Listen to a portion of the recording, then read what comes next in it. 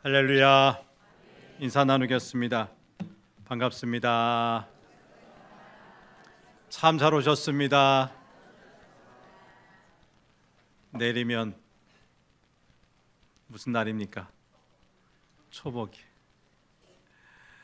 한동안 더울 일만 남았는데 하나님께서 여러분 지켜주시고 건강 주시기를 바랍니다. 어젯밤에 이곳은 우리 하나님을 마음껏 찬양하는 찬양의 무대요, 젊은이들이 그렇게 좋아하는 콘서트장이 되었어요. 다른 것도 아니고 복음성가가 외쳐지고 기도가 울려지고 얼마나 뜨거운지, 제가 준비할 때 또 거의 끝나고 내려갔을 때 제 방에서 울리는 게 그냥 이 예배당 건물 전체가 쿵쿵쿵 거리더라고요. 그렇게 우리 열정적으로 어제 연합 집회를 잘 마무리했는데, 이것이 계기가 되어서 우리 젊은이들이 우리 하나님을 더 뜨겁게 사랑하는 계기가 되었으면 좋겠어요. 교회와 조금 거리가 있었던 우리 자녀들이 교회를 더 사랑하게 되고, 이것이 우리가 사는 길임을 깨닫는 그런 터닝 포인트가 되었으면 좋겠습니다. 지금까지 많이 기도해 주셨는데 앞으로도 기도해 주십시오. 성원해 주십시오. 그렇게 되기를 축복합니다. 어떤 사람들은 출렁거리는 바다의 물결만 보고 그것이 바다의 전부라고 생각합니다. 우리는 알아요. 바닷속에는 얼마나 많은 물고기들이 있고 또 얼마나 많은 바다 생물들이 삽니까? 뿐만 아니라 그 바다 밑에는 각종 광물과 석유와 같은 자원들도 아주 무진장 묻혀 있습니다. 어리석은 사람들은 교회 겉모습만 보고 그것이 교회의 전부라고 생각합니다. 그러나 우리 하나님의 눈으로 교회를 보면 거기엔 무한한 하나님의 영광이 있습니다. 예수 그리스도의 사랑이 넘실대고 보혈의 능력이 파도치며 거룩하신 성령님이 운행하고 계십니다.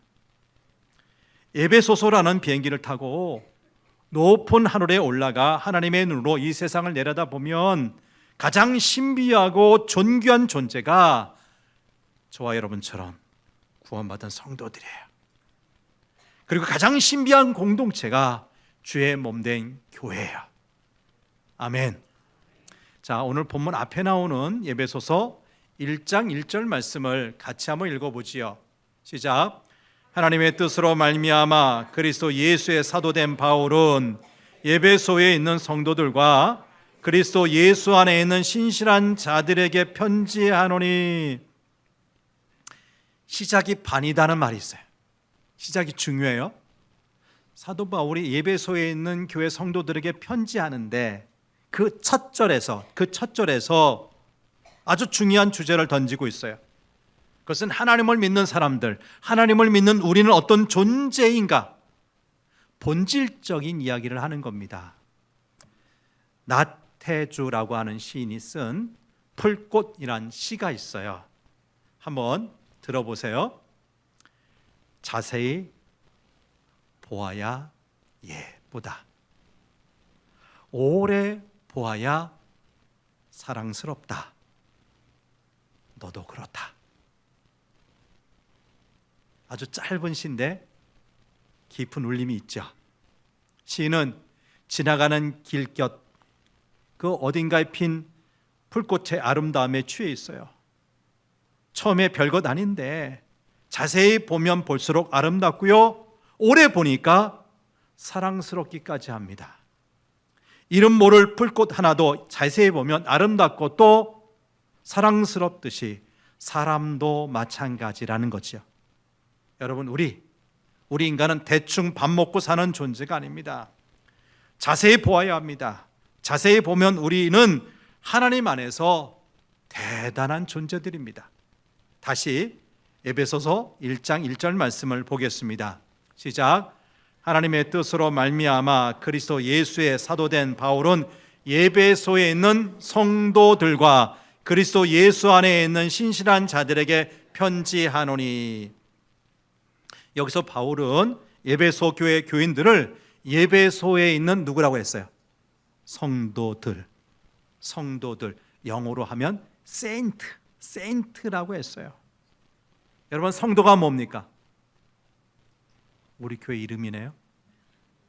성도가 뭐예요? 거룩한 무리, 거룩한 백성들이란 뜻입니다. 묻습니다. 그러면 여러분은 거룩한 백성입니까? 반의 반도 대답이 없어요. 자신 없어 하는 분들이 너무 많아요. 거룩한 백성이요? 나는 거룩하지 않은데요? 거룩하다는 말은 죄를 안 짓고 깨끗하게 사는 사람이란 뜻 아닙니까? 그런데 나는 거룩하지 않거든요. 나는 종종 세상 사람보다 못하다고, 세상 사람보다, 예수 믿지 않는 사람보다 못하다고 생각할 때도 있어요. 그런데 내가 어떻게 거룩한 백성이죠? 나는 아니에요. 많은 사람들이 이렇게 느낄지 모르겠습니다. 근데 이것을 카톨릭 교회의 성인과 비교하면 그 열등감이 더 커집니다. 카톨릭 교회에서는 소위 성인이라는 제도가 있어요. 현재 우리 대한민국에도 103명의 성인이 있어요. 주로 구한말, 대원군 시대에 박해받다 순교당한 죽은 분들이에요. 순교한 분들이에요. 이들 가운데는 신부도 있고 평신도도 있고 과부도 있고 상인도 있고 심지어 궁녀도 있어요. 가톨릭 교회에서 이 성인으로 인정하는 사람들은 보통 사람과 다른 탁월한 믿음과 희생의 삶을 산 분들입니다. 그분들 가운데는 김대건 신부 같은 순교자도 있고 성 프란치스코와 같은 사랑의 사도도 있고 테레사 수녀 같은 성녀도 있습니다. 대부분 용감하게 순교했거나 평생 수도원에서 기도했거나 경건한 삶과 희생으로 남다른 빛을 남긴 사람들입니다. 그런데 여러분, 사도 바울이 에베소 교회 교인들에게 너희는 성도다, 하나님의 거룩한 백성이다 했을 때 이러한 의미로 말했을까요? 만약 그랬다면 그들은 아주 탁월한 신자들이었을 겁니다. 그런데 당시 실제 에베소 교인들은 오늘날 카톨릭 교회 성인들처럼 목숨 바쳐 순교하거나 평생 기도하거나 누구나 인정하는 희생적인 삶을 살던 사람들이 아니었어요. 지도를 보여주세요. 에베소 그 지도인데 가운데 부분 대부분이 파랗게 되어 있는 부분은 지중해입니다. 지중해고요. 자, 여러분 오른편에 이스라엘이 있고 거기에 예루살렘이 있어요. 쭉 올라가면 다마스쿠스, 다메섹이 나오고 시리아 안디옥도 나오고 쭉 올라가면 갈라디아가 나오고요. 왼쪽에 빨간 원형이 있어요. 원형. 뭐라고 써 있어요? 에베소. 지금 터키의 서부 해안 도시죠. 여기가 에베소고 그 왼쪽에는 그리스, 다시 왼쪽에는 이태리 반도가 있어요. 그렇게 보시면서 이해하시면 돼요.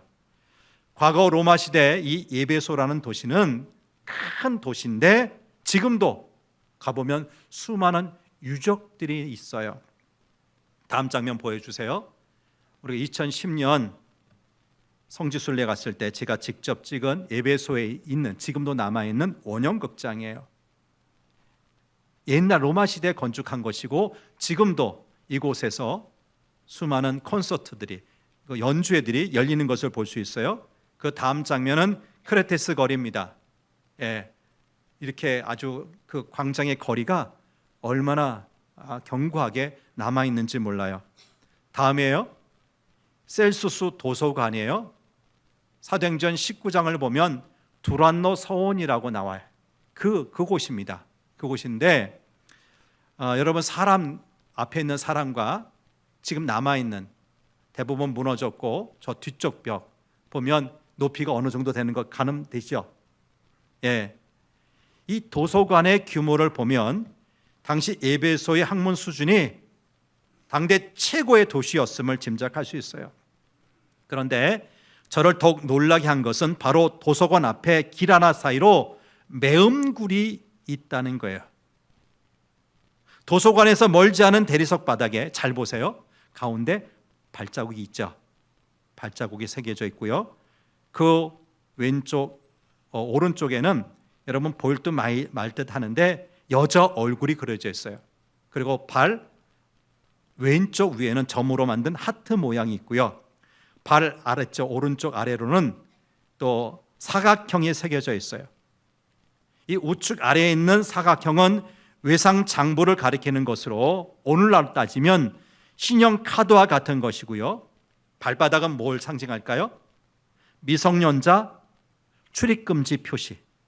여기 새겨진 이 발바닥보다 발이 작은 남자는 이곳에 출입이 통제된다는 그런 뜻입니다.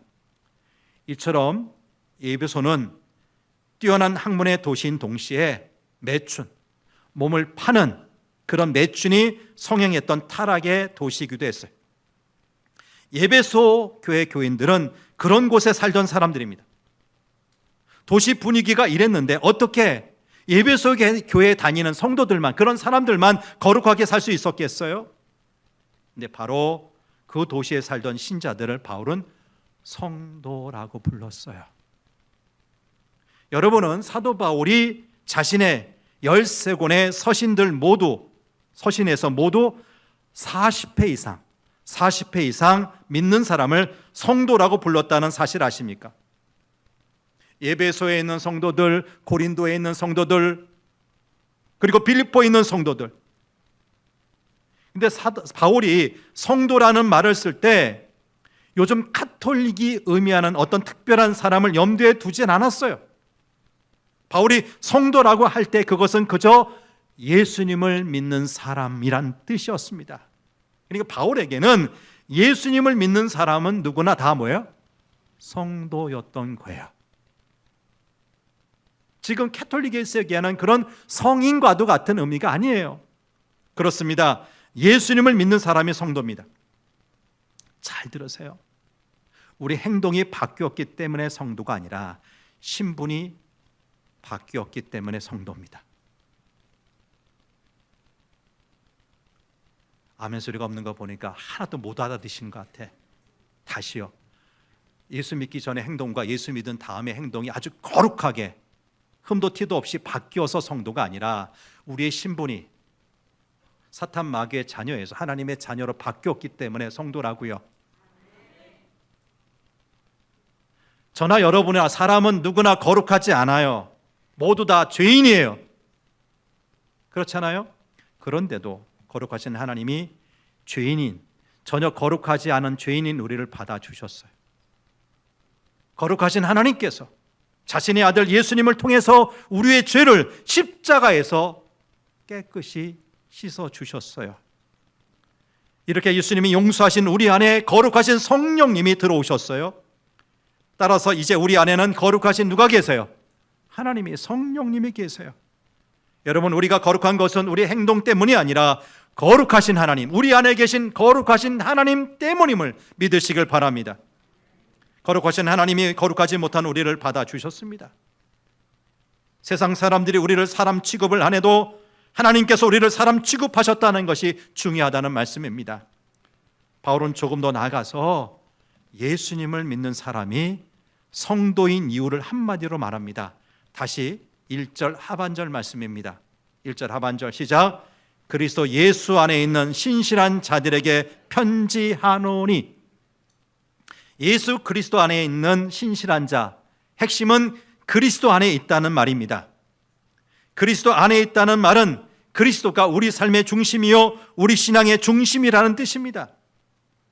근데 혹시 저와 여러분 가운데 그리스도 없이 신앙생활 하시는 분은 없습니까? 예수 그리스도와 상관없이 교회에 나오시고 예수 그리스도와 상관없이 교회에서 일하고 예수 그리스도와 전혀 상관없이 사는 사람이 없냐고요? 그럴 수 있습니다. 처음 예수님을 믿고 교회 나올 때는 이제부터 내가 예수님을 잘 믿어봐야지 하고 출발합니다. 그런데 1년, 2년, 3년 지나면서 예수님이 아닌 것에 관심을 두기 시작합니다. 자리가 보이고 감투가 보이기 시작하고 명예가 크게 보이기 시작합니다. 그러다가 예수님의 부모처럼 6월절에 이제 겨우 12살 된 예수님을 예루살렘에 두고 집으로 돌아가는 거예요. 엠마오로 가던 두 제자들처럼 예수님과 같이 가면서도 예수님을 전혀 의식하지 못하고 사는 거예요. 아닙니다. 그리스도 예수 안에 있는 이란 구절은 현재형입니다. 과거형이 아니라 미래형이 아니라 무슨 형이라고요? 현재형이에요. 시제가 현재형이에요. 여러분, 우리가 과거 옛날에 예수님 안에 있었던 것 소용이 없습니다. 지금 예수님 안에 있어야 합니다. 영원한 현재, 끊임없이 예수님 안에 있어야 합니다. 그 사람이 바로 성도입니다. 사도 바울은 오늘 본문인 에베소서 1장 3절부터 14절까지 12계절 12절을 어떤 쉼표나 마침표 없이 한 문장으로 기록했어요. 하나도 끊이지 않고 12절 계속 쓴 거예요. 헬러 단어로 따져보니까 202개 단어가 여기 속해 있어요. 우리말 성경엔 여러 문장으로 나뉘어져 번역이 되었지만 헬라어 원문은 한 문장이라고요.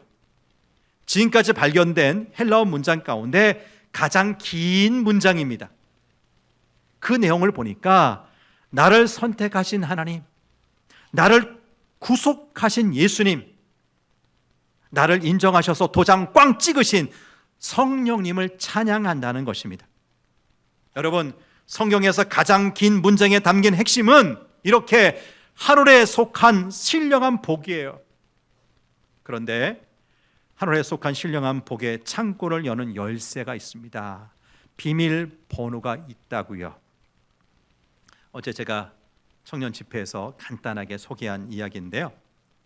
어느 사업하시는 분이 일 때문에 지방 시골을 내려갔다가 송금할 일이 있어서 시골 은행에 들렸는데 거기서 목격한 겁니다.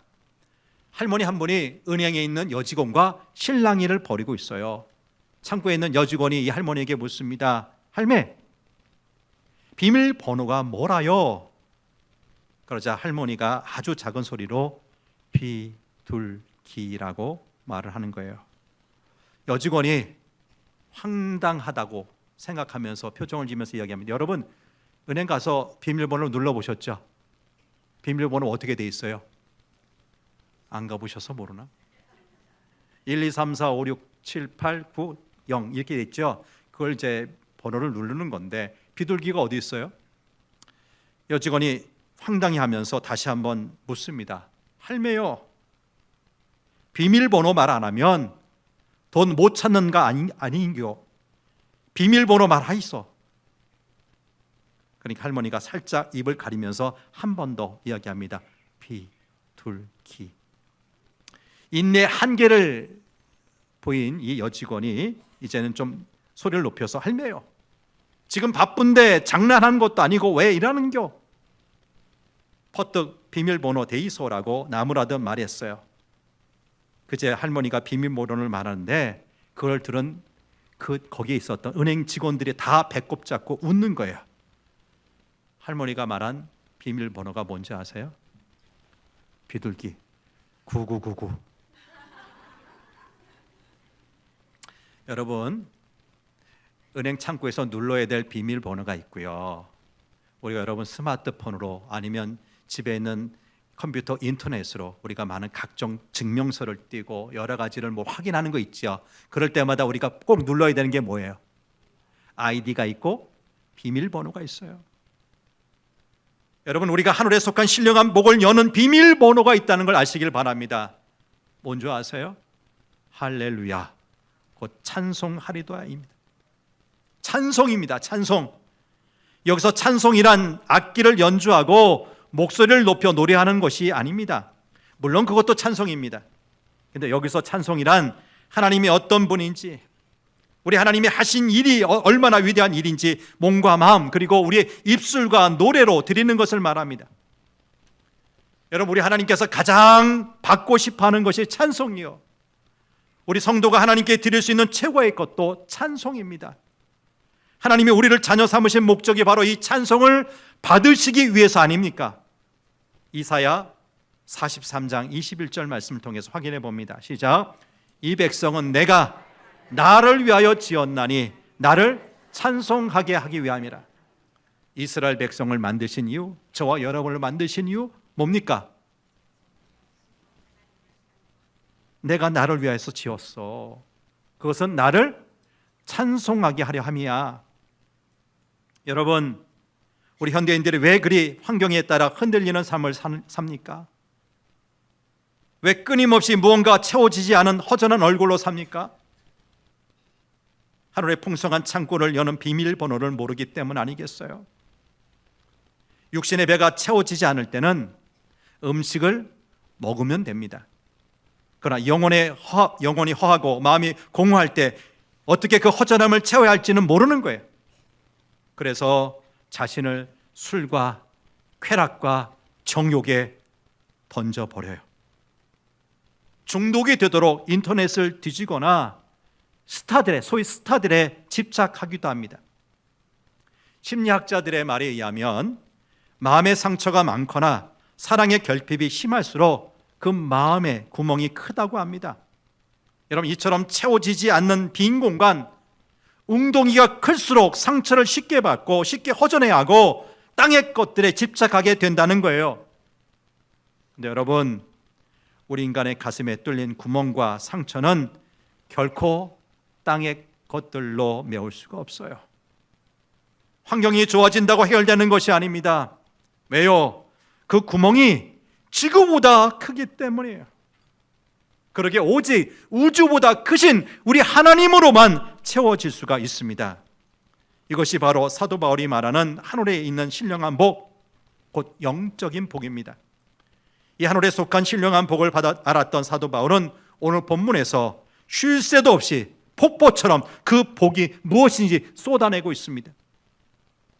그 하나님의 사랑과 은혜의 폭포가 얼마나 강렬했는지 자신을 감옥에 가둔 사람들을 원망하거나 곧 원수를 미워하거나 환경을 바라보거나 신세 타령할 여력이 없었던 거예요. 그냥 감옥에 있는 사도 바울이 그 입을 열자마자 찬송과 감사가 흘러나왔습니다. 찬송하리로다. 하나님 아버지께서 그리스도 안에서 하늘에 속한 신령한 복을 우리에게 주셨습니다. 우리말로는 신령한 복이라고 했는데 영어 성경을 보니까 spiritual blessing이라고 했어요. 곧 영적인 복이에요. 이 하늘에 있는 영적인 복과 대조되는 말이 땅에 있는 육적인 복이지요. 물질의 여유가 생기고 몸이 건강해지고 자식이 잘 되는 것도 귀한 것입니다. 그러나 내 영혼의 구멍과 허전함은 그런 것들로 채워지질 않습니다. 채워진다 할지라도 순간적이고 일시적입니다. 당시 에베소 사람들은 헬라의 제우스 신이 주는 물질적 번영을 복이라고 생각했습니다.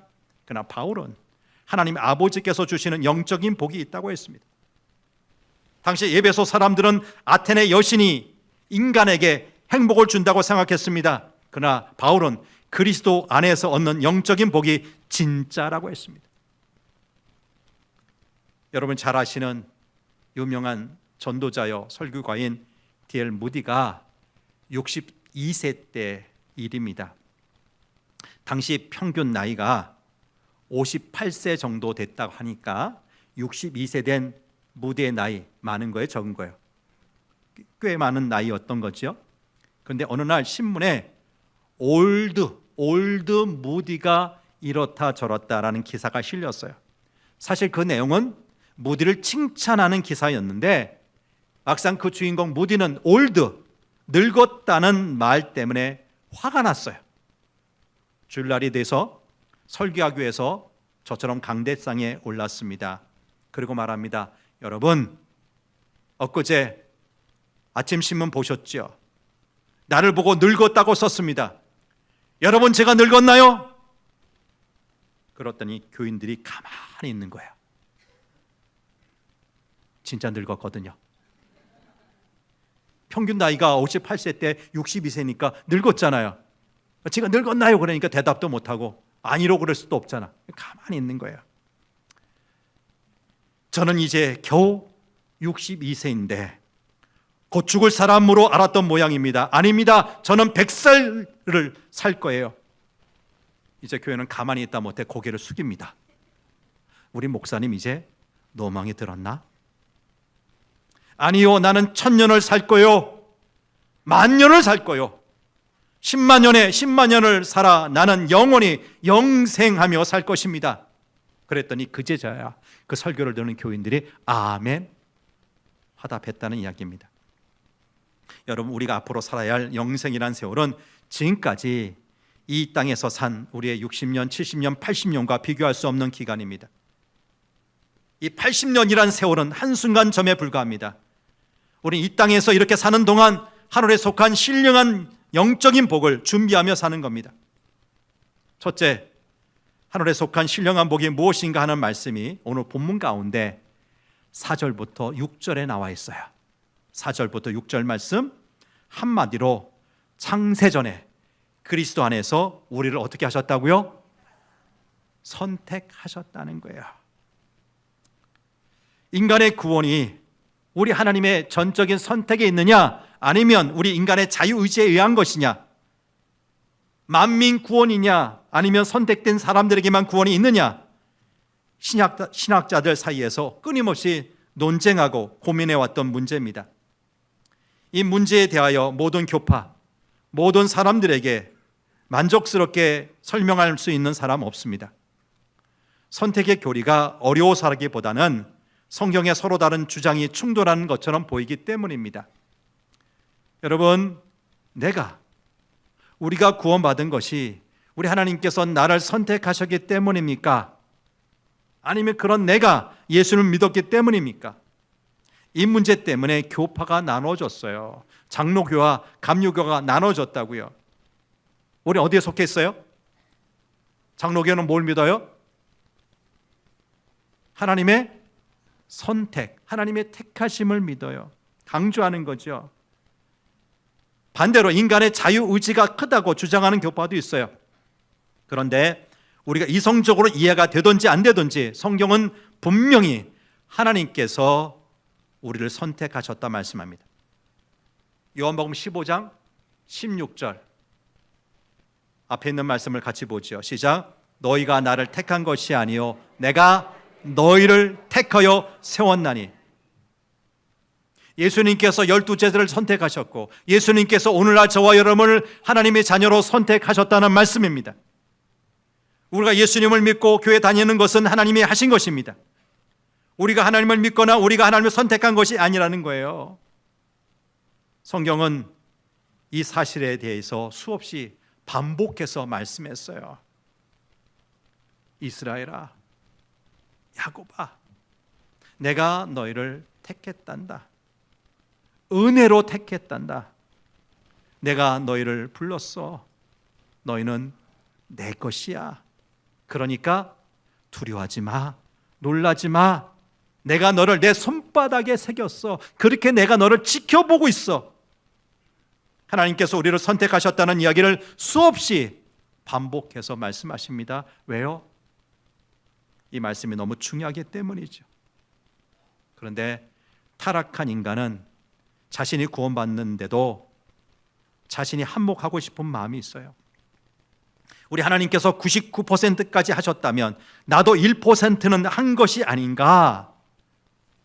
내가 이만큼 진실하고 이만큼 순종하고 이만큼 하나님을 사랑하니까 하나님께서 그런 나를 선택하신 것이 아닌가?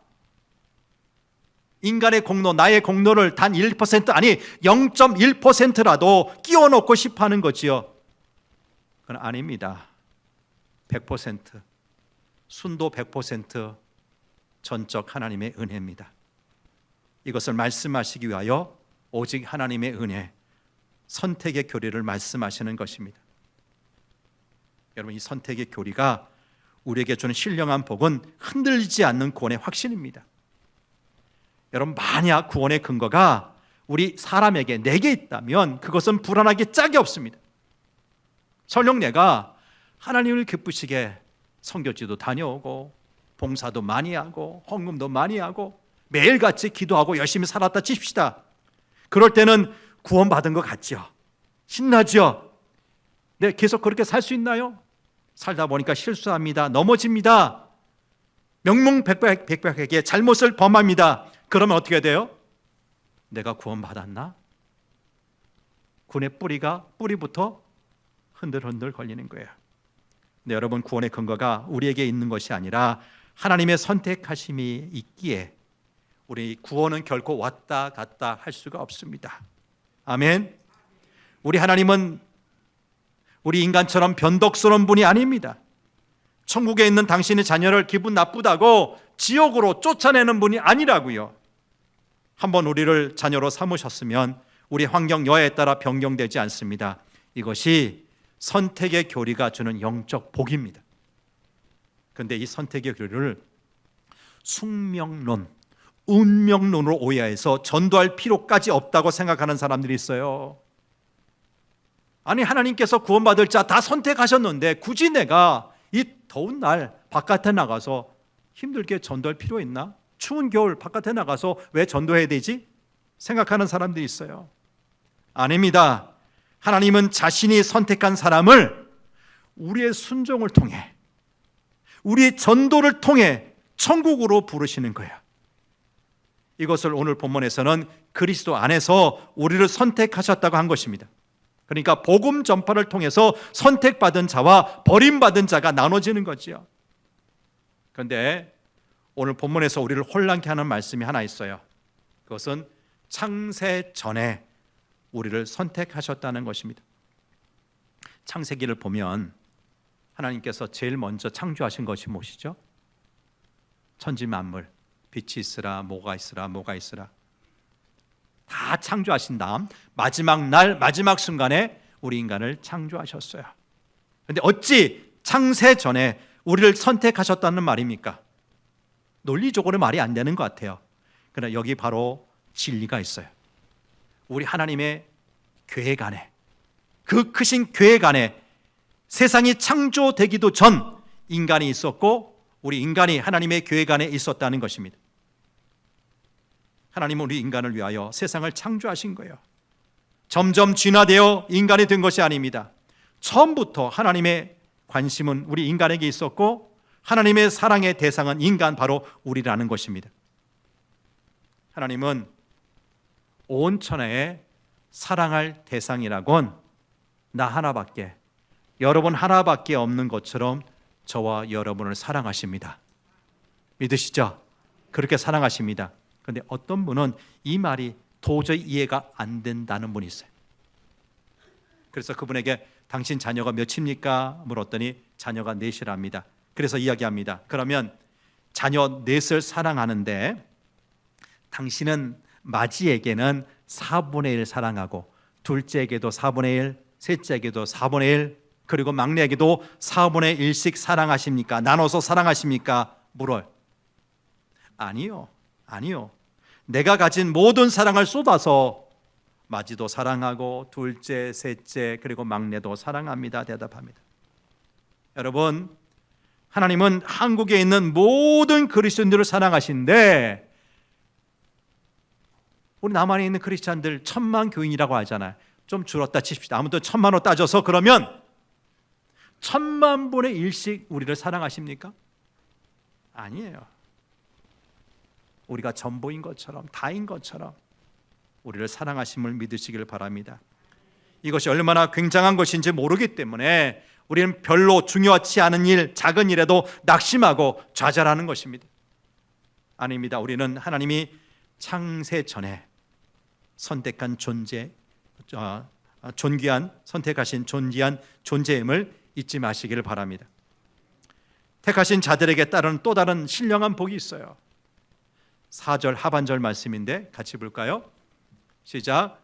우리로 사랑 안에서 그 앞에 거룩하고 흠이 없게 하시려고, 그 앞에 거룩하고 흠이 없게 하시려고. 우리가 얼마나 정결하게 깨끗하게 살면 하나님 앞에서 거룩하고 흠이 없는 사람이 될 수 있을까요? 이미 앞에서 말씀드렸듯이 저나 여러분, 우리는 거룩하지 않고 오히려 흠도 티도 얼마나 많은 존재입니까? 때로 우리 자신을 생각하면 아찔할 때가 있어요. 가장 거룩한 자리에서도 미움과 더러운 생각이 나요. 심지어 성경을 읽고 말씀을 듣고 기도하면서도 죄를 짓습니다. 하나님이 일을 한다고 하면서도 분노와 상처가 꿈틀거립니다. 입을 열면 험담과 부정적인 말을 내뱉습니다. 이런 내가 어찌 하나님 앞에서 거룩하고 흠이 없는 존재가 될 수 있단 말입니까? 여기 흠이 없다는 말은 구약시대에서는 제사를 드릴 때 제물에 흠이 없다는 뜻이에요. 양이나 소나 염소나 짐승으로 번제 드리고 화목제 드리고 제사 드릴 때 있어요. 그럴 때 점 있으면 돼요? 눈이 멀었으면 돼요? 젊으면 돼요? 흠이 있는 것은 안 된다고 했어요. 그런 의미의 흠이 없는 거예요. 근데 여러분, 신약시대에 와서는 우리의 도덕적 완전함이 아니라 진짜 흠도 팁도 없는 깨끗한 삶이 아니라 예수님의 피로써 우리의 존재가 거룩해지고 그 흠이 덮어졌다는 법적인 선언입니다. 그러니까 우리가 깨끗하게 의롭게 살아서의 흠이 없다는 말이 아니라 예수님께서 우리의 그 많은 흠들, 죄들을 십자가의 보혈로 어떻게 하셨다는 거예요? 씻어주시고 덮어주셨다는 것입니다. 여러분, 이것이 신령한 복, 영적인 복이 아니고 무엇입니까? 우리의 흠을 덮어주신 그 궁극적인 목적이 5절 말씀에 나와요. 5절 말씀을 같이 보죠. 시작. 그 기쁘신 뜻대로 우리를 예정하사 예수 그리스도로 말미암아 자기의 아들들이 되게 하셨으니. 하늘에 속해 있는 신령한 복들 중에서도 최고의 복은 하나님의 아들이 되게 하신 복입니다. 아멘. 여자분들 아멘 소리가 별로 없어요. 그럼 딸이라고 바꿔서 이야기하세요. 하나님의 뭐가 됐다고요? 딸이 되었어요. 우리는 분명 하나님이 아닌 만들어진 존재, 피조물입니다. 그런데 우리를 하나님의 아들로, 조물주 하나님의 아들로, 자녀로 삼으신다고 했어요. 성경은 이것을 양자됨이라고 말합니다. 본래 유대 땅에는 이 양자라는 개념이 없어요. 그래서 이 말씀을 쓸 때 사도 바울은 로마의 양자 개념을 빌려와서 복음을 설명한 거예요. 당시 로마 사회에서 어떤 귀족이나 부자에게 자식이 없다면 노예들 중에서 똑똑하고 힘이 좋고 잘생긴 그런 노예를 아들로 삼는 일이 있었어요. 양자 삼은 거죠. 당시 노예에겐 천지개벽과도 같은 아주 신분 상승의 기회가 아닐 수가 없어요. 근데 놀랍게도 로마의 황제 중에도 노예가 입양이 되어서 황제가 된 케이스가 있어요. 디오클레티아노스라는 황제가 그 주인공입니다. 그런데 여러분, 우리가 예수 그리스도를 통해서 하나님의 은혜로 하나님의 아들, 하나님의 딸로 양자가 된 것은 천지 창조 사건보다 엄청난 것 아닙니까? 과거의 모든 신분, 과거의 우리의 관계, 실수나 죄악, 모든 것이 완전히 새로워진 거예요. 여러분, 이 복이 우리가 부자가 되거나 회사에서 진급하거나 우리의 자녀들이 좋은 학교에 들어가는 것에 비교할 수 있겠습니까? 아닙니다. 죄의 노예였던 우리를 예수님의 피로 덮어 거룩하고 흠이 없게 하시고 우리를 양자 삼아 아들 되게 하셨습니다. 그리고 하늘에 있는 모든 권세와 자원을 누릴 수 있게 하셨습니다. 이것이 바로 하늘에 속한 신령한 복입니다. 이제 우리는 더 이상 사탄에 붙들려 사탄의 자녀, 사탄의 하수인으로 사는 존재가 아닙니다. 하늘과 땅의 주인 되신 하나님의 아들, 딸이 되었습니다. 이전의 모든 신분, 모든 허물과 죄와 이런 것들 얼룩진 과거는 모두 끝이 났습니다. 하나님이 우리를 선택하셨고 예수님이 우리를 구속하셨고 성령님이 우리를 도장 찍어 인치셨으니 이런 삼위일체 하나님 찬양하는 삶을 사시게 되길 바랍니다. 하늘의 신령한 복 확인하시고 거기에 하나님께 감사하고 찬양하는 우리의 삶이 이어지게 되기를 축복합니다. 하나님 아버지, 하늘을 바라보며 살아야 될 우리가 때로는 이 땅을 쳐다보고 삽니다. 없어질 것, 유익을 줘도 잠시 유익 주는 것만 전부인 것처럼 바라보고 사는데 아닙니다. 이제부터 우리가 받은 하늘의 신령한 복이 무엇인지 살펴보게 하여 주옵소서. 우리 힘으로는 도저히 하나님의 자녀, 언간생심 될 수도 없는데 하나님의 일방적인 우리로 창세전에 우리를 선택하셔서 마침내 흠도 티도 없는 하나님의 자녀로 삼으셨다는 것 얼마나 감사합니까? 우리를 성도로 부르신다는 것 얼마나 감사합니까? 하나님, 그 은혜에 우린 늘 감사하길 원합니다. 찬양하기를 원합니다. 이것이야말로 하나님께서 우리를 자녀 삼으신 최종 목적 아니겠습니까? 이 귀한 삶을 누리는 믿음의 사람 될 수 있도록 우리 모든 성도교회 교우들 붙드시고 인도하옵소서. 우리 구주 예수님 이름으로 기도합니다. 아멘.